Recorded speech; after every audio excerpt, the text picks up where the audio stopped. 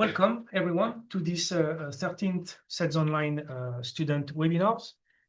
I am Arnaud Gallois. I am based in Kocaeli University in Turkey, and today the topic of the webinar will be on AI, machine learning, and big data in sedimentology.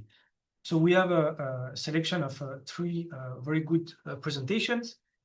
Then we will start with Guillermo in a few minutes. Then we will see Ibrahim, and finally Luis that will present us their work.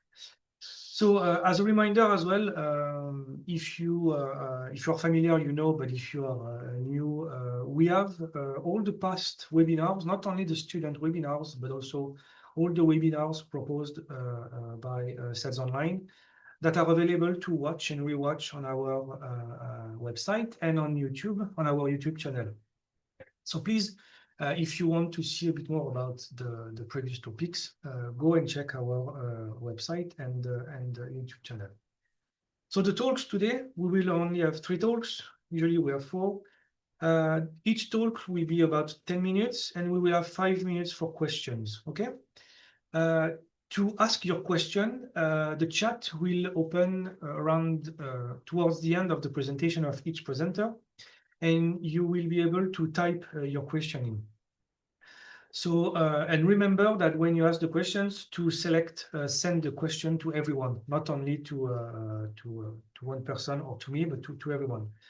Once you type your question, if you can state your name and your affiliation and where you're from, that would be great. And I will read all the question out to the presenters, and they will reply to you in live. And even if you're a bit late, or if you think about a question later, still write your question into the chat, or at least when it's open, and we can compile the questions and send them to the presenters, and they can reply to you via emails or in the future. So, but before we start, I also wanted to introduce you the topic of the next student webinar. So that will be the 14th. It will be at the end of June, and we will advertise it soon. And the topic of this webinar will be the role of evaporites and other chemical sediment in the Earth history. So if you already want to think about submitting something to present for the next student webinar, please check our social media and website, and we will advertise that very soon. And obviously, spread the word if you want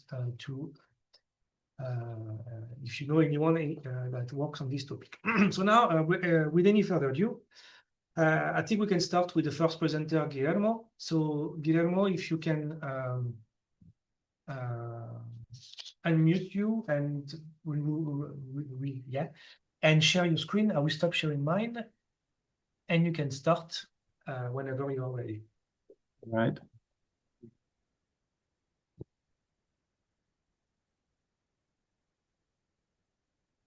Yeah, please, Arno, if you can confirm that my screen is on. Yeah, that's perfect. Yeah, so yeah, hello. Good afternoon, everyone. As Arnold said, my name is Guillermo Bello, and I'm a PhD student at the University of Aberdeen. So before starting my presentation, I would like to thank the Seds Online organization team for giving me the opportunity to present today. And today I'll be presenting part of my PhD so far, which is based on synthetic wild logs from virtual outcrops. So as a study case, I've selected the Ravenscarp section in the Yorkshire, UK, and I just hope you enjoy my presentation. So, brief introduction. So I would like to start the presentation with this first sentence, which is uncertainty of exploration and production is related to data sparsity. An example to this data sparsity can be seen at the mesoscale at the interwell distance, which range from meters to kilometers apart. And that's why the interpretation of the architecture, the sedimentary architecture, is really key for reservoir modeling and, for example, as well, well correlation. Here, the bottom right, you can see, or I've selected an image from Bullimore and Helen Hansen, 2009, which they did an amazing work on correlating the brain group in the Osberg field. And you can see an example of this scale, horizontal scale and spacing between the wells. So one way of interpreting the architecture in between this each well is by using the analog outcrops. And the Ravenskar outcrop, which is the one I will introduce in a few slides, is a direct analog for the brain group. So the next step would be interpreting this outcrop, and then that would provide us information of how the architecture behaves at the deposition, like on top of the depositional surfaces, and allows us a more accurate correlation. However, selecting the analog outcrop is such a challenge, as you all know, and that brings us to the first challenge, which is bridging the gap between subsurface reservoirs and surface analog outcrops. But historically, one way of bridging this gap is been drilling the actual outcrop, so drilling a borehole behind the outcrop to get how this architecture would respond in the wireline, and that has been a technique used historically to bridge the gap between subsurface reservoirs and our surface. But this technique is really expensive and rarely collected. So this brings us to the main question, which is how can we recycle the available data with different approach to fill the gap of the missing data? So well, one solution is building simulating reservoir-based synthetic well logs, and that's what today's presentation will be about. So what we've done is building a database that is storing architectural element wireline responses from reservoir formations in the North Sea. So within this database includes gamma ray, sonic, deep resistivity, neutron, and density as a wireline curve. And what we do, the workflow we do, is identifying these architectural elements that are classified in the Safari standards.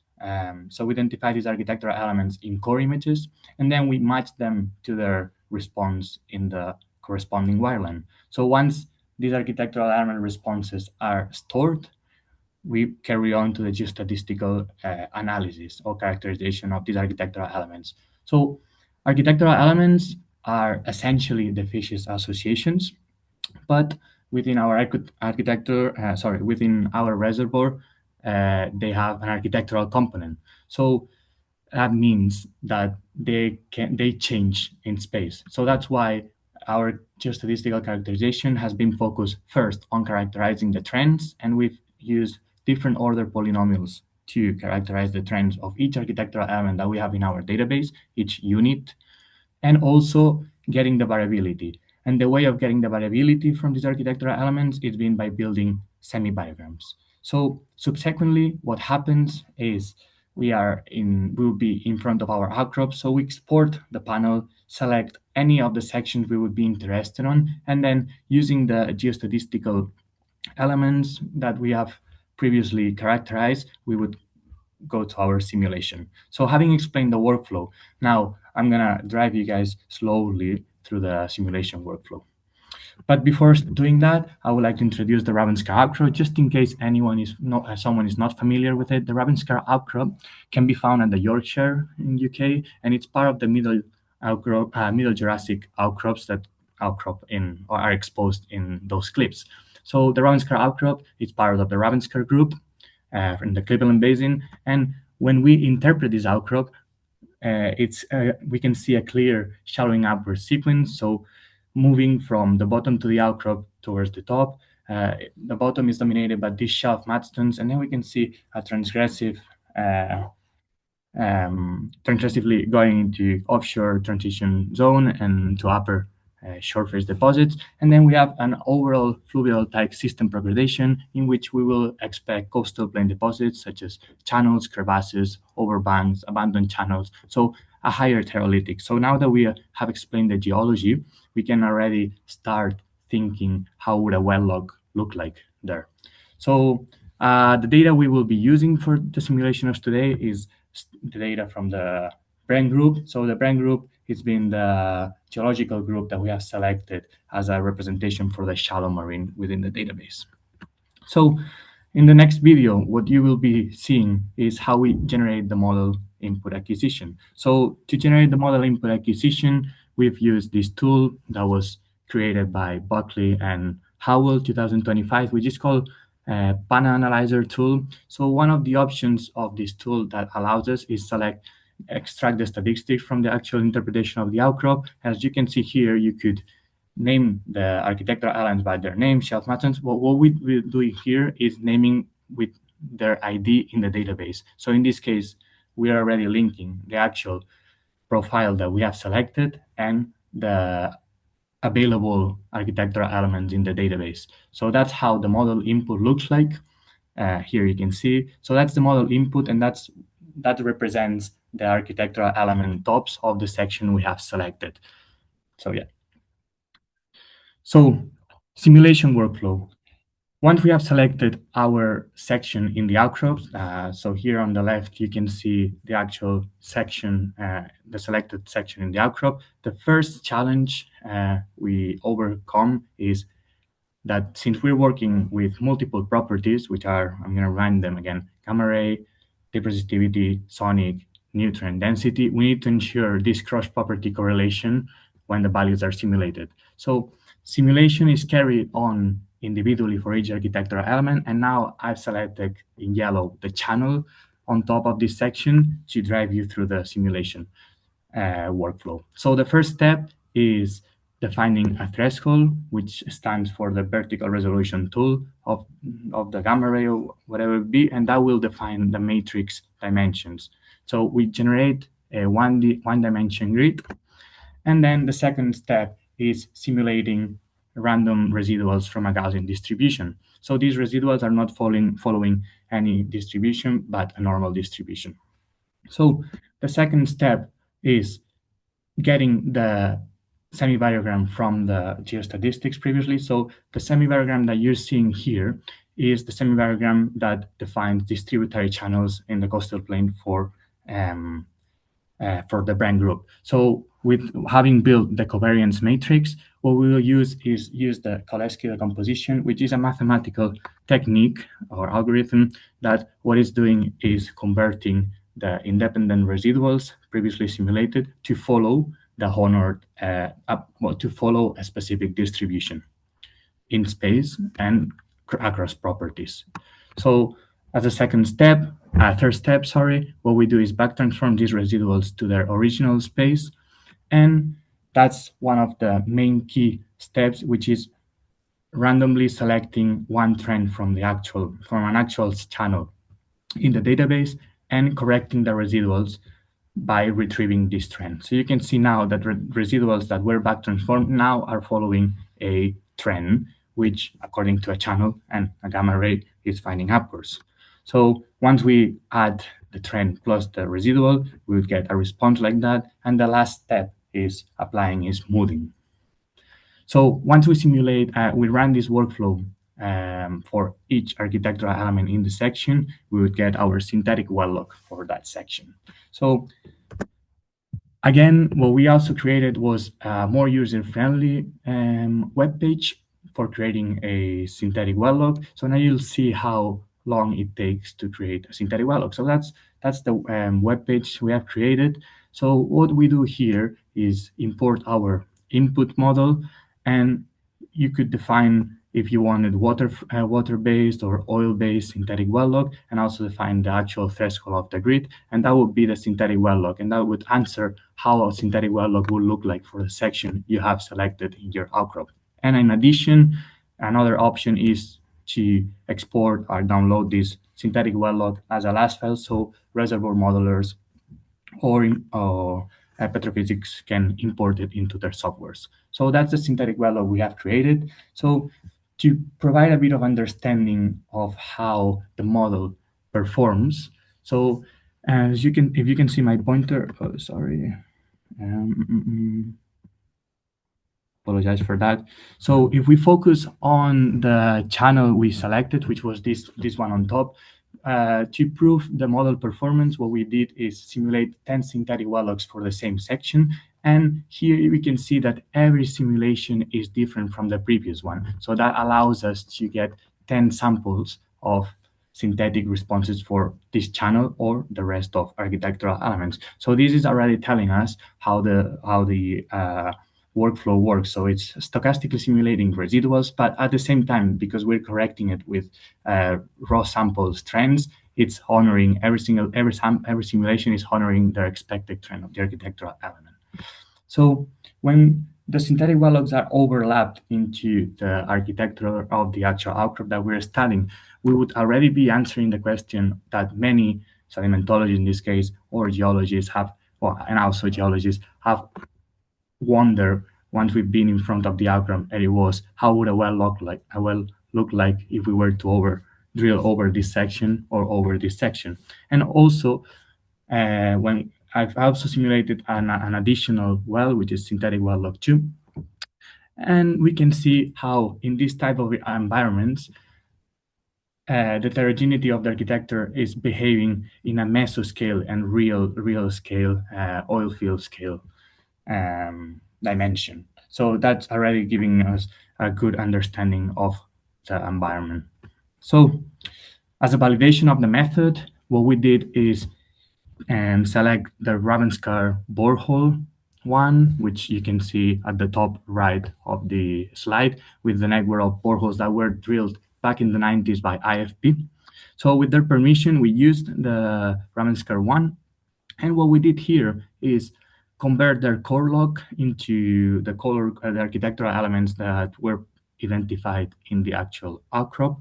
And just we did again the workflow that I've just explained. I just went through. So instead of importing the actual interpretation of the outcrop, what we did import was the core log that you can see here in the middle, and simulate a synthetic well log. So the three key learnings of these are that when we compare the synthetic gamma ray of the core log and the actual borehole gamma ray of the borehole, is that the expected architectural element log motifs coincide. So we can see the spinning outward trend of the channels, or this coursing upward trend of the shore faces, and also larger scale sedimentary sequence trends are captured, such as the shoreline trajectory. And then, last but not least, we can see the method flexibility to accept not only outcrop data sets, but also core logs or any section that it's including architectural elements. So IFP was not able to collect density and neutron. They were only able to collect gamma rays. So that's how the neutron density would look like for this log. So as a conclusion and finishing as a conclusion summary, so the first conclusion is that we have proved that a novel methodology for closing the loop between subsurface reservoirs and outcrop analogs, and we do this by converting outcrop observations into reservoir acquired data sets, because we are already using the actual reservoir data. The results overcome previous challenges to build synthetic well logs, such as outcrop surface weathering or reservoir condition mismatches. And it enhances, when we overlap the synthetic well logs with the actual architecture, we have an enhancing of the geological understanding by integrating this surface architecture with the subsurface wildland responses.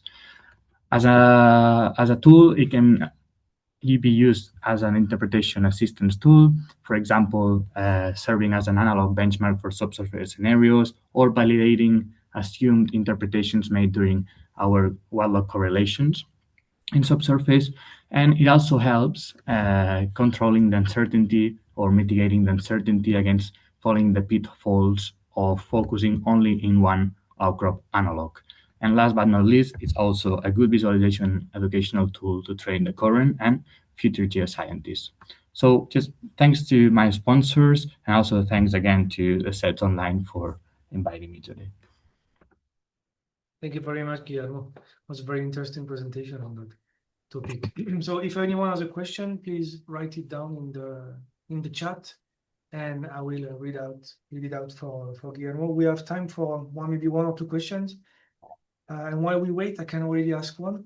How down in the resolution can you go on this model? Like you showed us that the log looked like 100 meters, but can you go down to the centimeter or even millimeter scale to model for example, the fascias, instead of the fascias association, can you try to correlate fascias between the wells, or that's too small scale? Yeah, I think that's too small scale, since because the core interpretations are based. What we're doing is identifying the architectural elements. We're not defining if it's core sand or fine sand or top bar sands, because what we're interested is on what are the actual patterns, what are the actual responses provided by the facial associations. So if we were, regarding your question, if we were meant to bring this resolution down to core sands, maybe we would be focusing on distributions but not patterns. If I explain myself well here. Yeah. Okay. And do you think you can do that in the future for the, like, think about a future plan for to adapt the model, or I think that's so, yeah, because since we have the architectural elements, we have stored architectural elements, we already know what we could expect, what fishes are in each part of the architectural element, right? So I think we could come up with a proxy for it. okay? But there is one question that came in from Joanna from Colorado. If we were to apply your approach to other cases, what challenges do you foresee? Am I gonna see? You mean? What challenges can you predict that can be if you were to apply this approach to other cases, other crops or other locations? What do you think the challenges can be to do this? But sorry, if I understood well the question, which challenge will I face, or which challenge could I solve with synthetic well logs? Challenge will you face? Yeah. I think. So it's a really good question. I think outgroup interpretation can come up as a bit bias, and as well detail of interpretation. So I've already tried this method in other outcrops, and for example, in the Aeolian ones, that the architecture, the thickness of the actual architectural elements tend to be larger, for example, for dunes. So when it comes to very thick architectural elements, the challenge I've seen is there is a bit of interpolation of the actual patterns. So I need to work a bit more on interpolation and how the multidimensionality, when we go from core interpretations of the architectural elements, bringing it up to the actual thickness of the outcrops, how the model adjusts, and in how the model adjusts well to all the environments. Okay. So we have another question, and I think after we can move to the next presenters. Isaac from South Dakota. Thanks for the presentation. Just a general question. In your opinion, how do you think machine learning approaches will evolve within the field of sedimentology in the next few years? Okay, so that's a broad Yeah. a question. I think so. My key learning from this project so far is that there is a strong foundation on how we have structured the data, and which we. So I think there is a big road for machine learning in sedimentology to go, but data requires to be stored in a proper way for machine learning, for the algorithm to read it and tackle the challenges in sedimentology. Yeah. Okay. Thank you very much again, Guillermo. And Thank you. so we will move to the next sorry, Ibrahim. So if Ibrahim, Guillermo, if you can start to share your screen, Yes, and Ibrahim share yours. I think I've stopped already. Yeah, it's fine. Can you see my screen? Yes, we can. And if you can go into presentation mode or full screen. Is it Yeah. fine now? Perfect. All right, thank you. Hello, everyone. My name is Ibrahim Tahiro from the Quantitative Experimental Stratigraphic Group at the University of Liverpool. I will be presenting part of my doctoral research work over there, which is titled Deep Water Fan Hierarchy Assumptions, Analysis, and numerical models. So first, let me give some background of this work. Submarine fans are very important in the world of geosciences because they tend to give us more information about past Earth's history, and it is a vast accumulation of resources. So it is important to understand about the processes that leads to how they're formed. One of the questions that researchers usually ask, as well as those in the industry, is whether submarine fan strata are hierarchical. And in order to answer these questions, we're going to use some quantitative metrics to test some modeled submarine fan strata for hierarchical structure. So the way we're going to do this is first, I'm going to develop some hierarchy metrics.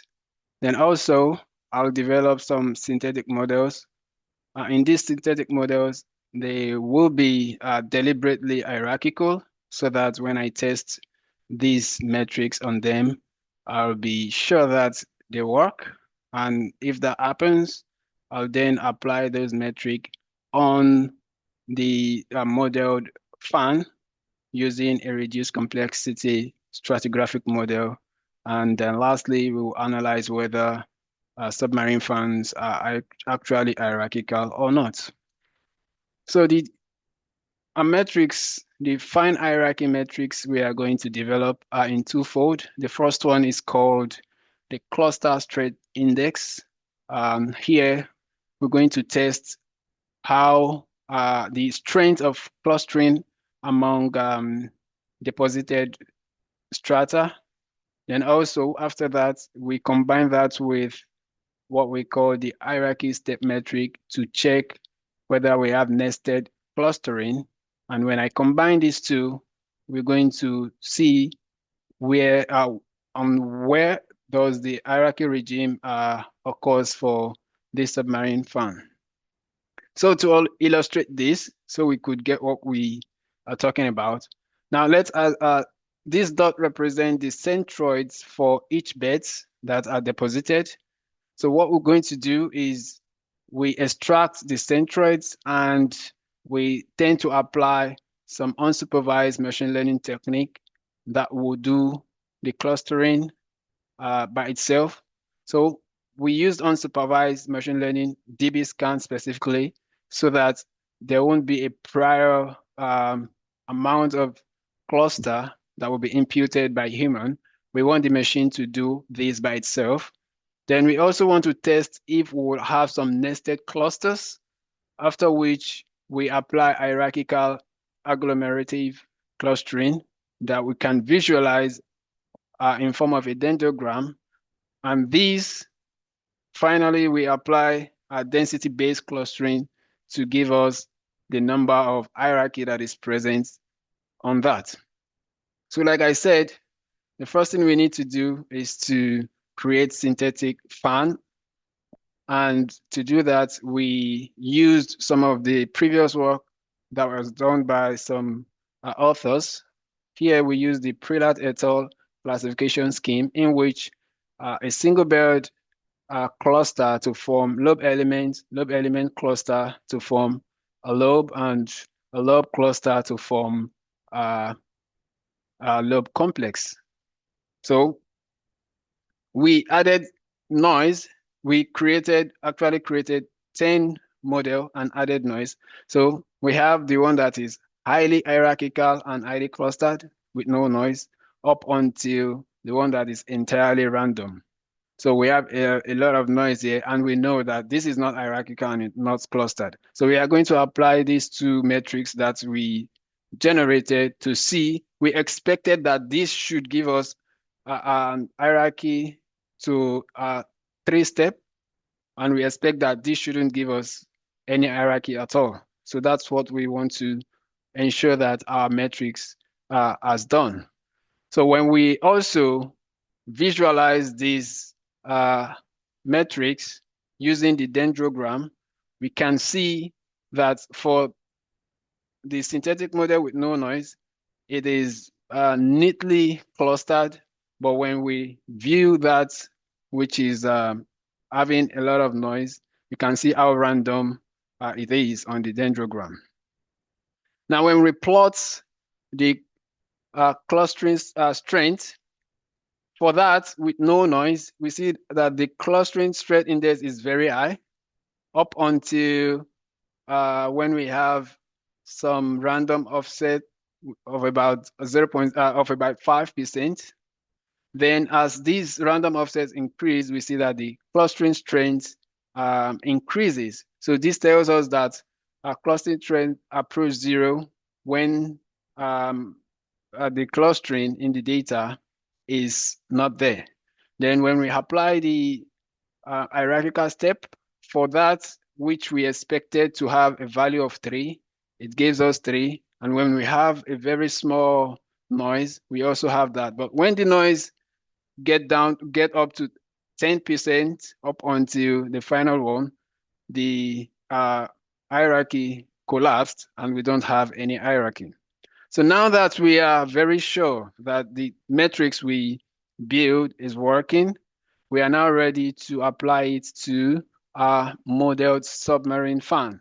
Now we use a model because in geoscience, in the world of geoscience, there is depth of data. We only have outcrop data or seismic data or weather data, which are very sparse and they have their own problems. But we can go over this problem by working with numerical models that is able to simulate how the submarine fan occur. And the one we've used here is called Lobite 3D. And the behavior is based on established physical relationships from existing literature. And the flow routing is calculated using a simple steepest descent algorithm. And the velocity determines whether we're going to have erosion, bypass, or deposition. So we can look at, see the animation, how the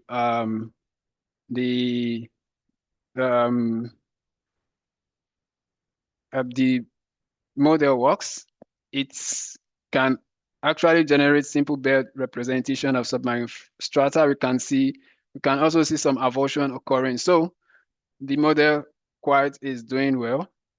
Now, one of the things that we try to change here is the level of noise in the initial topography, because if we are going to have a test whether hierarchy exists, we know that nature can be very complex. So we want to see a very smooth initial topography, how it behaves up until when we have random noise, that we have very chaotic behavior.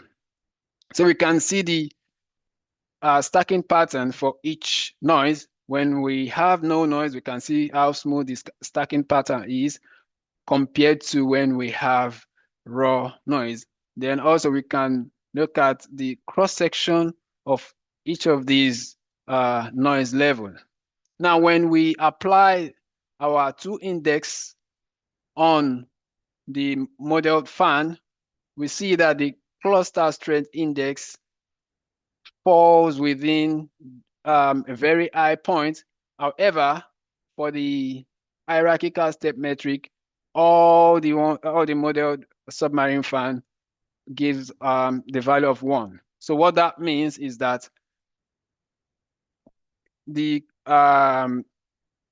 hierarchy since there is no hierarchy in our model submarine fan, so it means that it's either the key things that allow hierarchy to exist is not part of the model, or we can all agree that the outcrop and subsurface data that we are attributing some hierarchy on could be less realistic.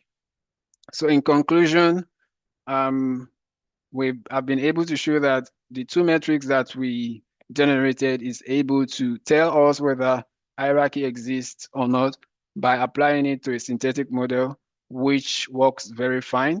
And when we combine these two, we were able to see that there is no evidence whatsoever, at least quantitatively, because this is the only time, this is the first time that we try to quantitatively check whether hierarchy exists.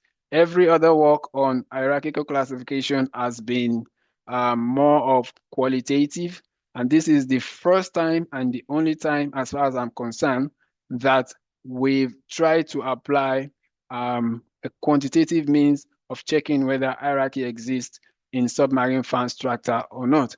And we've been able to see how machine learning algorithm, basically the unsupervised machine learning algorithm, can be very helpful in doing that for us. So this work has already been published.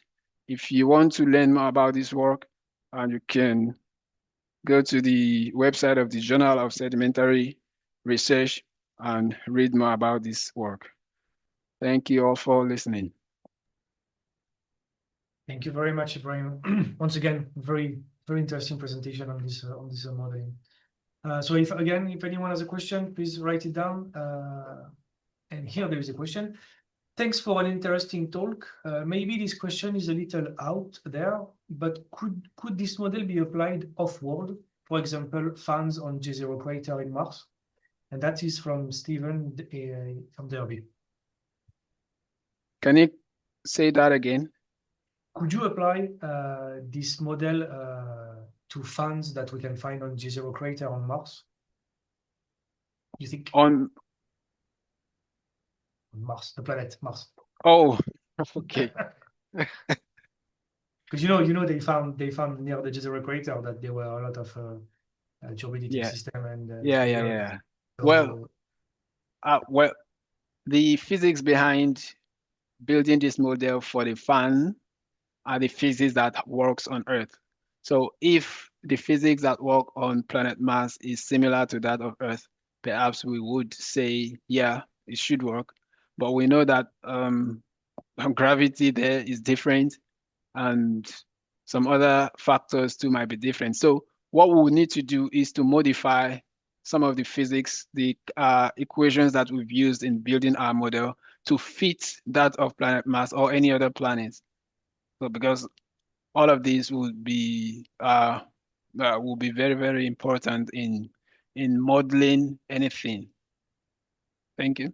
I'm sure I don't know if I was able to answer the question. And I have a question to pile up on that.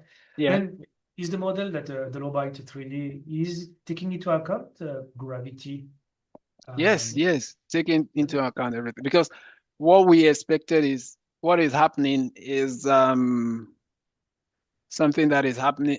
These are turbidity current stuff.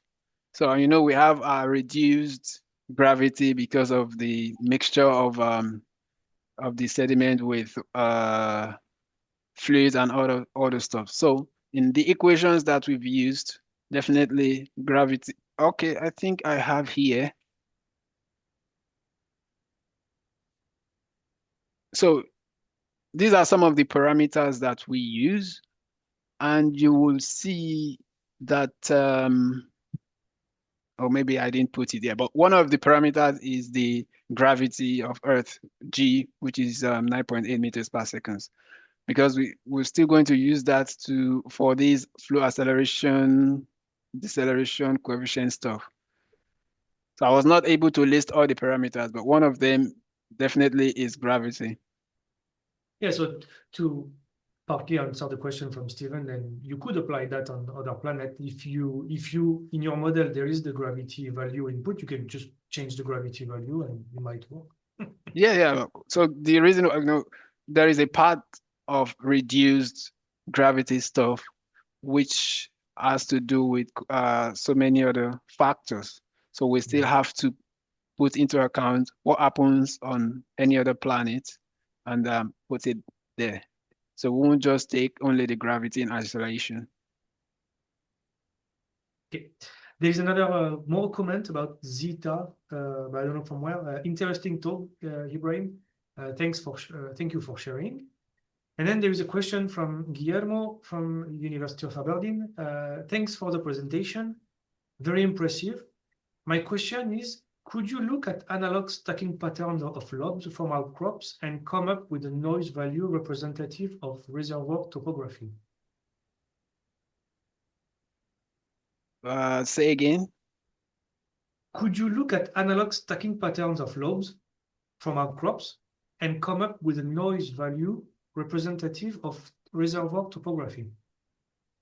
If I get you right, from outcrop, you mean I should apply the model on what I see on the outcrop, or what? Yeah, if you look at what you see in the outcrop analogs, and I guess if you can come up with a noise value, so One thing that we can do with this model is we can also extract vertical section. So that would give us an idea of how, but we only have two things that we deal with. Either you are sand or you are mud. And it is a reduced complexity model, not full physics model. And the reason why we have to use the reduced complexity model is because we want to model something that is of millions of years. So if we say we want to do that with a full physics model, it means we are going to do our modeling so the computational cost will be high. So we've made the physics to be very simple, so we could run the model faster for many millions years. So if you are going to do that, it might require, that is why even if we want to extract a vertical section, it's going to either tell you if you are sand or you are mud. So it's not going to give you more than that. Okay. And is there a planning for the future to have more resolution or more detail? Yeah, there is active development of the model. So what the model can do today is far more than what it could do last year. It's far more than, so we always constantly try to update it. But it's still a reduced complexity model. For example, initially we only deal with one grain size, so we aggregate a main grain size, but now we can deal with multi-grain sands. So, and also there are other for the erosion path as well has been updated. Initially, we don't allow erosion below the basement level, but now we can allow that based on some factors. So every time we constantly review and make the model much more better than it is, perhaps we could get to that level that you want us to get to. Maybe you fund the research. Well, I'm more a carbonate sedimentologist than a classic, so Okay. yeah. I'm sure Pete has some ideas about that. Okay. Yeah. Thank you very much again, Ibrahim. And I think we you. can move on to the next presenters. So if you can stop sharing your screen, and Luis, if you are around, if you can come up. Yeah, and I think Isaac is going to share his screen. Yeah. Correct. Okay. So up to you. Can you guys hear me okay? Yeah. And can hear you very well. Okay. Hi, thank you for the opportunity. My name is Luis Altamirano. I am a PhD student at the University of Southern Mississippi.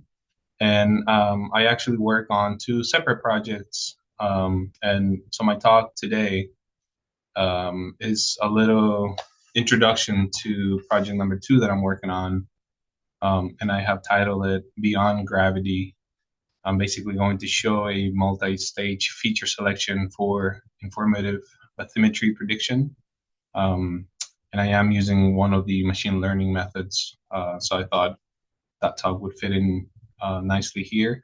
I do work, and I thank the U.S. Naval Research Laboratory here at the Stennis Space Center at NASA in Mississippi for funding the project, and they have been supportive for this idea to be pursued, as well as to my advisor, Chelsea Peterson, who's now working at the South Dakota School of Mines and Technology.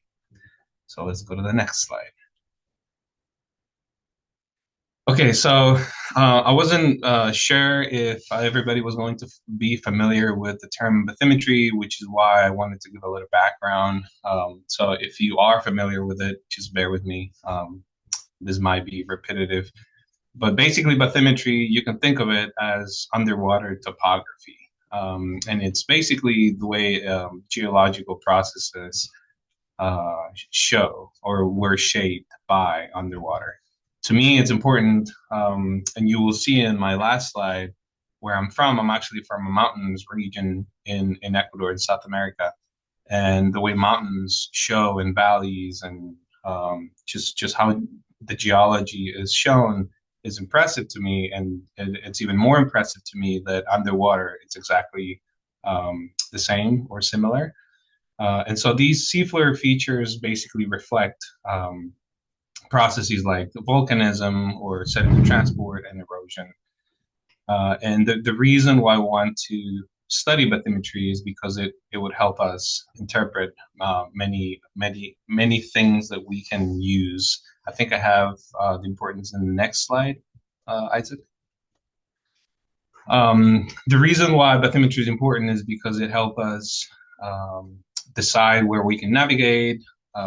A lot of oceanographers use bathymetry as input for modeling, specifically climate modeling or forecasting, tsunami forecasting, for example, as well as to understand ocean circulation in general. This also can tell us the controls of sediment pathways and where sedimentation can happen or can be deposited. And also, for example, for the Naval Research Laboratory, it is important because it could guide them. Knowing or having a bathymetric map can guide them into prioritizing where their sensors are going to be deployed, which in practice, it means it could reduce their operational cost. If they don't know their bathymetric map, they might be putting sensors where it's not as efficient as if they did. And so in general, it improves our understanding of the seafloor geology, and that could also impact naval operations, for example, acoustics, transmission, or hazards in general. And here, what we're seeing, if you go back just one, here what we're seeing basically is how traditionally how we do bathymetry. So basically, you're on a boat and you have a team of hydrographers, and you do a actual survey of data acquisition. And so I wanted to put this picture in here because this shows how important it is, but also why the problem comes in that I'll talk in a little bit, because it really takes a lot of time and effort to do this. So if you go to the next one, which basically is the problem. The problem is that only around 27% of the oceans are covered by hydrography. Here I'm using a map that is well known, but this was recently published by Farshad. I'm not going to try to pronounce his last name. Last year. And basically what you're seeing here in lines, blue. Oh, can you guys see my cursor? Maybe not. Yes. Okay. There's a cursor. Okay. That's fine. That's fine. If you see the lines, if you see the blue lines and the red lines, those are actually tracks made by a ship. And what you can see there is that they do not cover all the ocean. And so only 20% of the ocean is covered by hydrography with actual ships that gather data. And that's a big problem because it means that we do not know from firsthand data, if you will, our own ocean. And so traditionally, the solution for this was to use alternative data or proxies. And the main proxy that we have been used as the scientific community is global satellite. And specifically, the paper written by Smith and Sandwell in 1994 has been used as a cornerstone method for doing that. Basically, they show a sequence, they call it a recipe, to turn or to invert gravity into depth. And if you look at maps on Google Maps or GetGo, even the model projections of ocean maps are based on this method. And so we have been using gravity as an alternative for that. The limitation of gravity is that it works within a specific wavelengths, in this case, between 15 and 160 kilometers. And one of the latest tools that have been used to enhance this method is machine learning. And so lately, machine learning has been used to analyze all these satellite data sets, which in the last 5 years, the data that has been collected by satellites have increased. I don't want to say exponentially, but they have increased a lot. And machine learning has been used as a tool to do that. If you go to the next. So what's happened beyond that, or beyond the problem? And so, like I mentioned, Smith and Sandwell shows a set of filters. They talk about a low pass filter within their range of 135. What that means basically is that here I'm showing, I just chose this for just to talk for this talk, but because I'm from Ecuador, I chose the Galapagos Islands. If you see north of where the circle is, that's where Panama is. So this is in South America. The circle is in South America. To the right of the circle, that's where Ecuador would be, more or less, to kind of show you where this is taking place. All the way up north, you see the Gulf of Mexico and Mexico to the left. If you go to the next graph, the black circle, if you zoom in the black circle, these are the Galapagos Islands. And so to the left, you have the big island, Isabela, and then the middle green color is known as the Carnegie Ridge. It's an actual ridge that is very, there's a lot of scientific interest and understanding how it was made and stuff. And on the right side, you see a big trench that Ecuador has, which is about 20 kilometers west of the mainland. So if you go to the next, so if we were going to draw a line, the blue line, just to look at one bathymetric line from that, what we would see is what I'm calling bathymetric comparison, or just the ship. This is actual collected ship data. And you see that this ship data includes, and I'm going to use a general term here, a lot of squiggles. And there can be large ones and they can be short ones. Those are, when we talk about wavelengths or high signals or low signals, that's what we mean. We mean high signals are the ones that happen, or high frequency signals are the signals that happen a lot. So like the small squiggles, and the big ones are the ones that are actually taken care of by gravity. What that means is, if you go to the next graph, if we use the Smith and Sandwell low pass filter, what that means is that if this is what basically they talk about in their paper, gravity can take care of basically of the big squiggles, of the big signals, the signals that are not so often, if you will, or high frequency or low frequency signals. So red line is still bathymetry, but filter using gravity. And that's how we can come up with gravity turn into depth. So that has been done. That is the way we do it. That has been taken care of. But what happens if we subtract the blue line and the red line? We come up with this anomaly, if you will, bathymetric anomaly.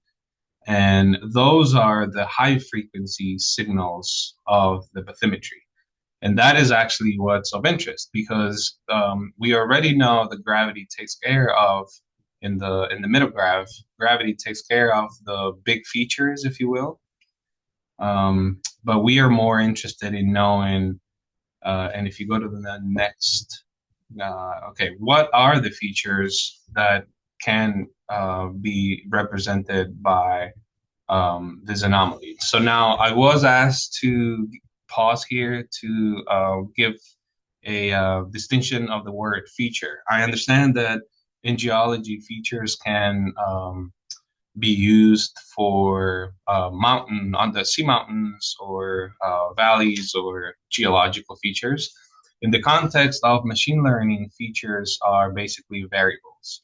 And so from here on, when I talk about the word feature, what I'm talking about is variables in machine learning. And so the third bullet point, what I'm referring to here is what are those features or variables in machine learning could correlate to this anomaly, the green graph at the bottom.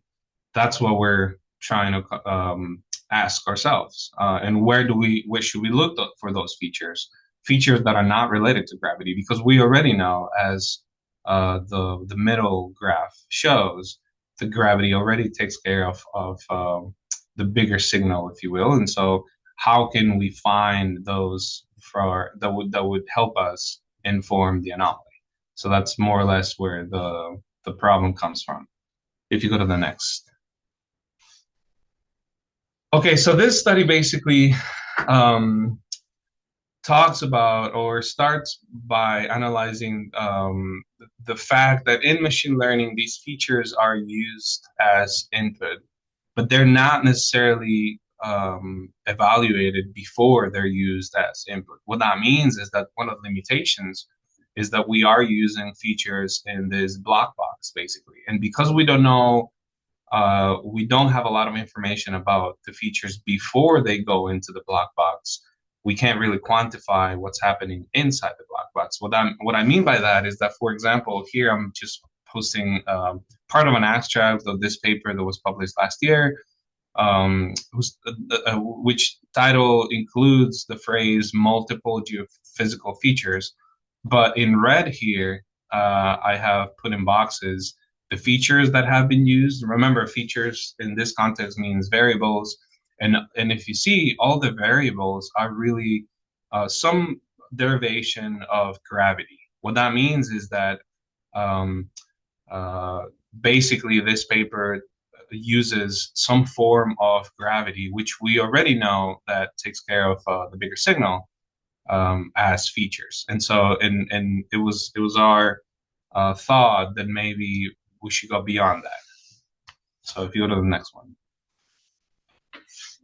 And so the question that we're asking ourselves is, which are those specific features that include geophysical, oceanography, oceanographic data sets that are non-redundant, that could predict that anomaly from bathymetry?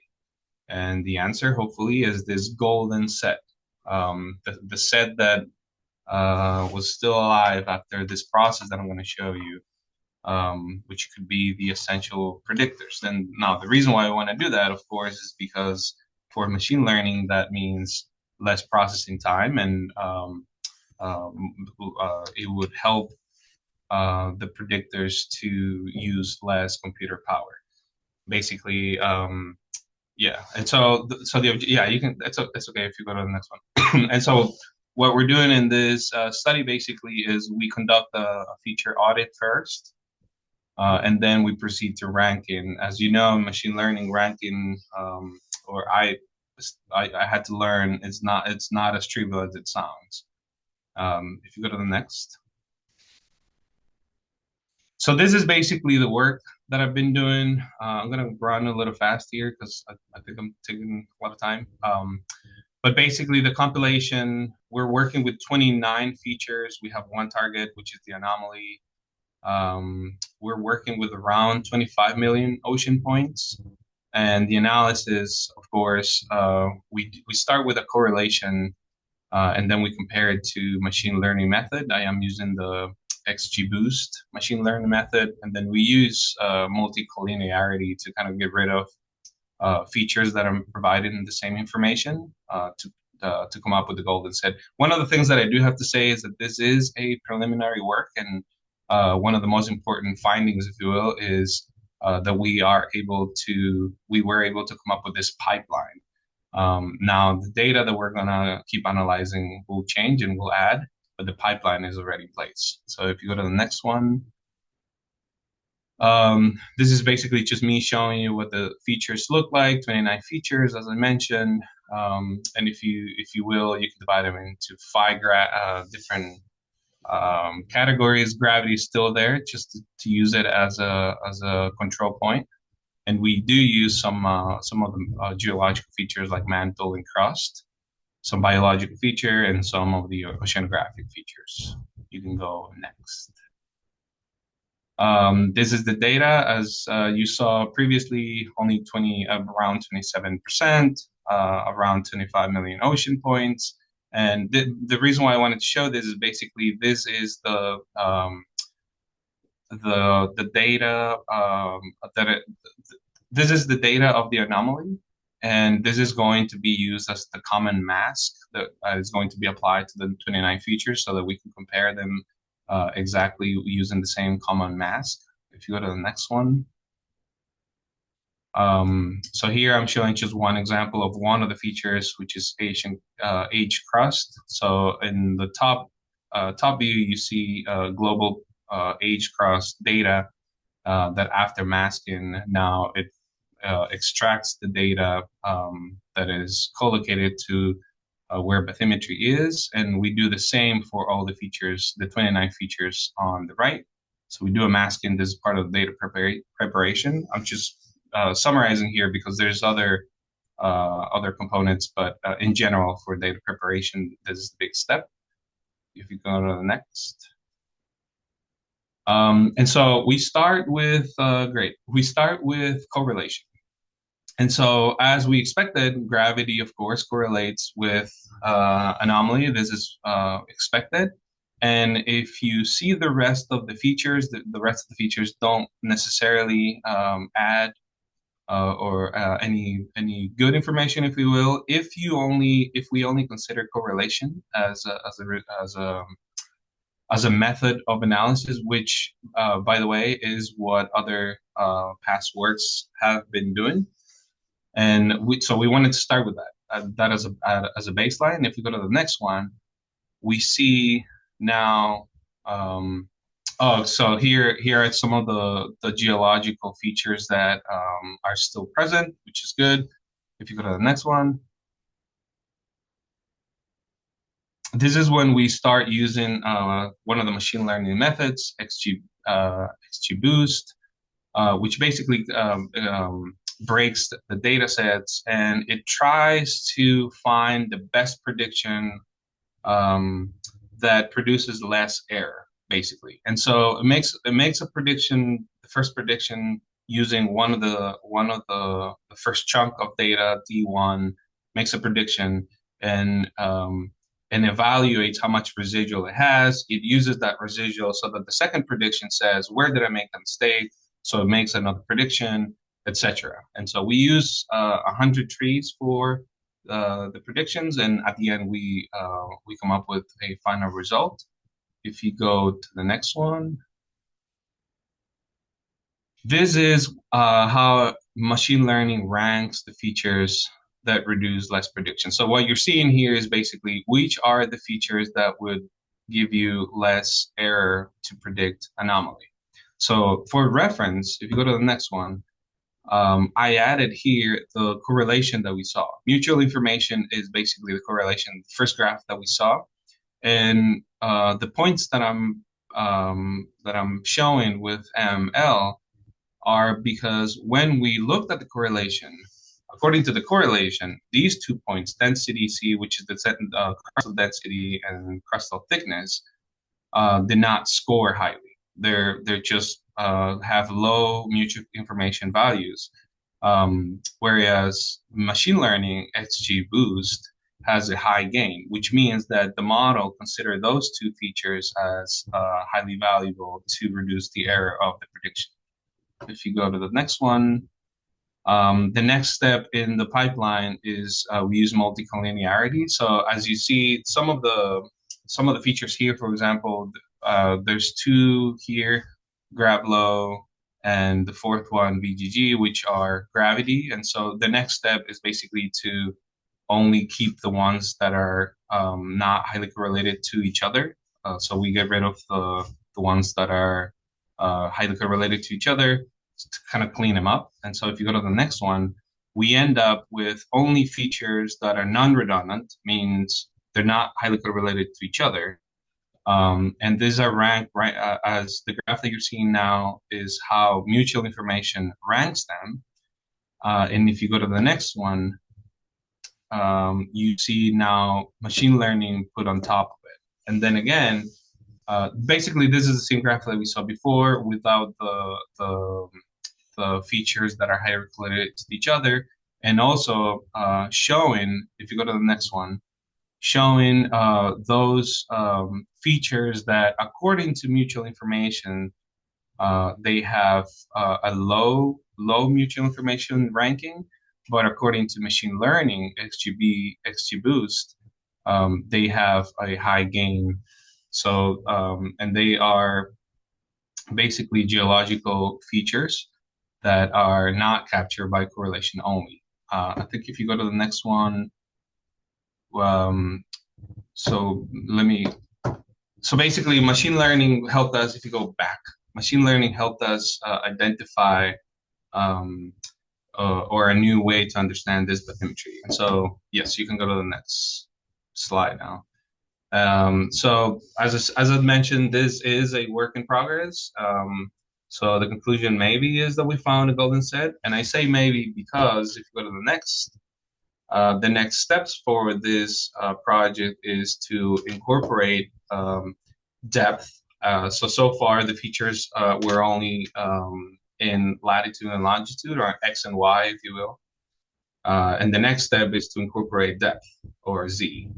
And also to divide the world into geological provinces. So that would be the next step.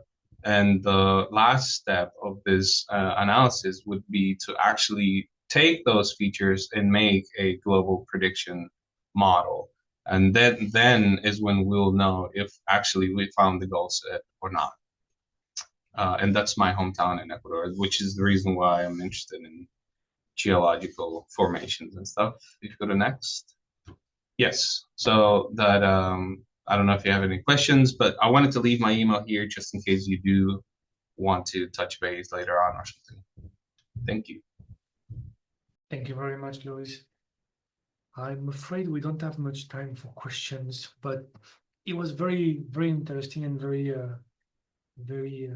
detailed methodology. So I hope you can carry on with that. It looks very, very useful as well to map all the bathymetry. If you have any question for Luis, I would say write them now in the chat or send them to us via emails, and we can forward that, or directly send email to Luis, and he can directly answer you. So I just wanted to conclude. So thank you very much again for joining us today. For the one, if you didn't see that at the beginning, the next student Seds Online student webinar will be at the end of June, on the 24th of June, and the topic will be on the evaporite and other chemical sediment in the Earth history. So if you work on this topic, or if you know someone that work on the topic, please share the information. We will share soon the call for abstract, the call for a presentation, but please share far and wide the next student webinar. So once again, I thank you for joining us today. If I think that that concludes the 13th Seds Online webinar, student webinars. If I can ask all the presenters to stay until the end to make some conclusions, and then to let you know some information for the future. But thank you again. Have a nice evening, day, depending on where you are in the world. Thanks again.